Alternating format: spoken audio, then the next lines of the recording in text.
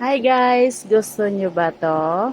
So tara, gagawa tayo ng chicken nuggets homemade.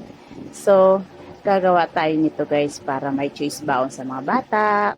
Hello, magandang tanghali sa inyo guys. So, gagawa tayo ng chicken nuggets homemade. So, may patatas ako dito guys na dinurog. Manok na hinimay na maliliit, may breadcrumbs and all-purpose powder, syempre.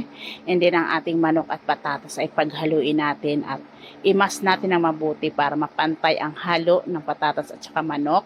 Ito na ang gagawin natin. Paghalo-haluin natin at imamasad natin mabuti. Guys, ang manok natin na picho at saka yung patatas, pwede natin pagsamahin pakuluan para mas malasa yung ating patatas. At lagyan natin ng konting asin lang. Pag malambot na, pwede na natin haungin ang ating patatas. Kasi guys, pangit pag na-overcook ang ating patatas kasi masyadong malambot. Siyempre guys, na-mix ko nito. Ito na siya. Then maglalagay tayo ng garlic powder. Tapos maglalagay tayo ng onion powder. Ayan na. Tapos next maglalagay tayo dito ng paminta na durog. Ayan siya guys. Tapos imimix muna natin siyempre. Yan. Pagkatapos natin i-mix nito guys, maglalagay tayo ng itlog, 2 itlog. Kasi konti lang itong ginawa ko. Nasa 1 kilo lang talaga siya. So, kailangan natin ng 2 itlog. Ayan. Pero guys, kung gusto nyo dumami yung chicken nuggets homemade ninyo guys, ay pwede kayong magdagdag dito ng breadcrumbs. Pwede nyong haluan. Kung nasa inyo po na ayaw nyo ng malagkit pag bubuuhin ninyo, ayaw nyo malagkit sa kamay, pwede kayo maglagay ng breadcrumb at nakakadami din po yun sa chicken nuggets na gagawin. Pero ako, patatas puro itong ginawa ko siya guys. Maglagay lang kayo ng mantika sa kamay para hindi masyado malagkit pag hinuhurma ninyo ng pa-cubes ang style nito.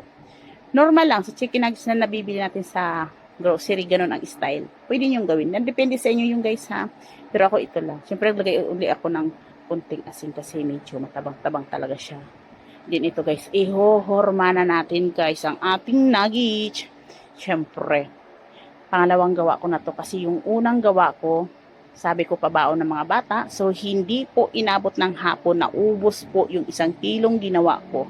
So, another gawa na naman ako. So, ngayon, pangatlong bisis na ako gumawa ngayon ng chicken nuggets kasi ginagawa kong baon ng mga bata. So, nagustuhan ng mga bata yun. Kaya kayo guys, option na lang ninyo to. Kung ayaw ninyo na hotdog ang ibaon sa anak ninyo kasi hindi maganda yung hotdog para sa mga bata. So, ito na lang yung gawin yung homemade chicken nugget. So, healthy pa ito guys. Ayan. Pohormahin na natin siya guys. Pagkahorma natin guys, ipapagulong natin sa all-purpose pagkatapos diretso sa breadcrumbs. Ayan. Siyempre, galagay ako ng mantika sa kamay. Ayan. Horma muna natin guys. Ayan. Ihuhorma natin na mabuti para hindi siya maghiwalay. So, parang higpit talaga dapat. Ayan. Pag inuhorma natin, dapat siksik-lig-lig ang ating pagkagawa kasi maghihiwalay siya. Ayan. Lalo na luto na lahat ito. So, huhormahin lang natin.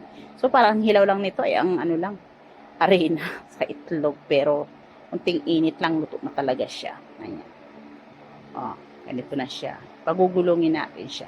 Tapos, ihohorma na natin siya.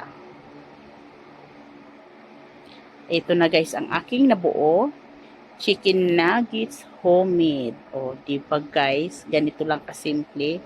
Please, tuloy-tuloy lang po ang suporta sa aking mga content at mga comment.